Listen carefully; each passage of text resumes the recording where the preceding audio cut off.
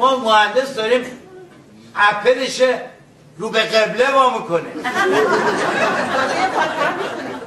نه ببین اعدامش کن.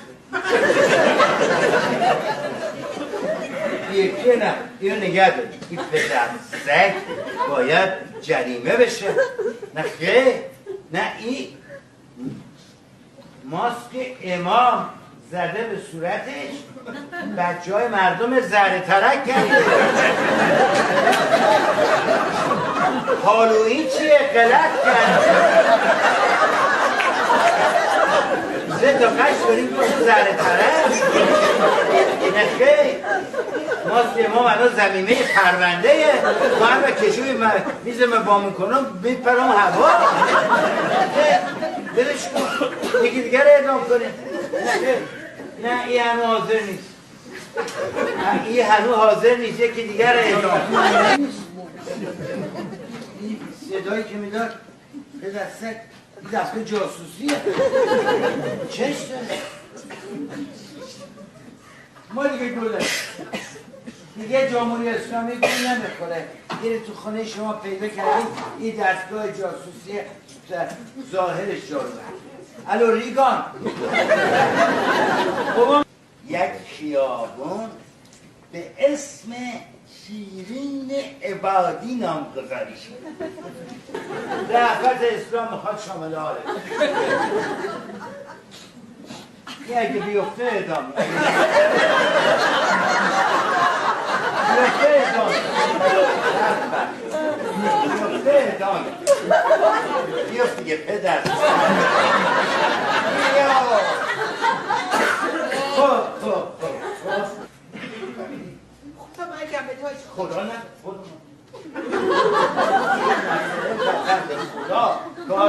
خدا میده خودمون میگه خدا مرگ بدیم با چه رنگی تو گفتم از خانه شد.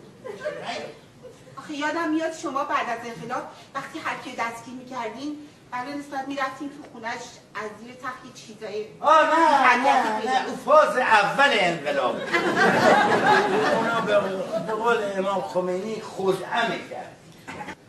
آخه آجا خون را تیزا خطرناک دست نمیبره موزه باشه. اول بار بگو حالا میگی چرا چسبیده به این چیه؟ این توفق پسرم پیدا کردیم. اینا نیزه میزنن مسابقه میدن بچه ها. چیه اسمش؟ دارت. دارته؟ آره اینجوری نیزه میزنن. جاسوسی اینا نیست؟ ایران ایورش نه آقا این دمه دیگه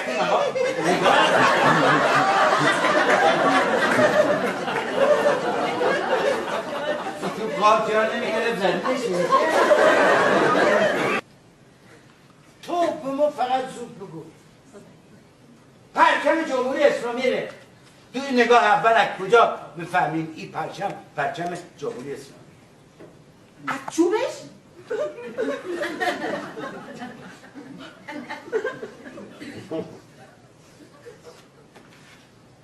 این پرچم کجایی؟ پرچم ایران. ایران؟ نه پرچم جمهوری اسلامی. از وسطش نه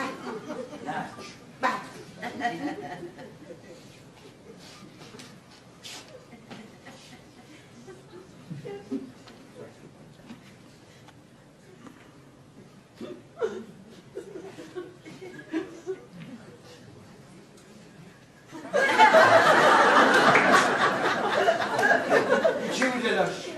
چی خورشید؟ چی خورشید بوده؟ نه بوده انقلاب که شده ترسیده در دیده خرچنگ داره میاد زده به جان. این تلفن هم همش زن چراغ میزنه که این نمیشه چراغش هم خاموش کنه زنگ بزنه نه چراغی صاحب مرده. ها چی؟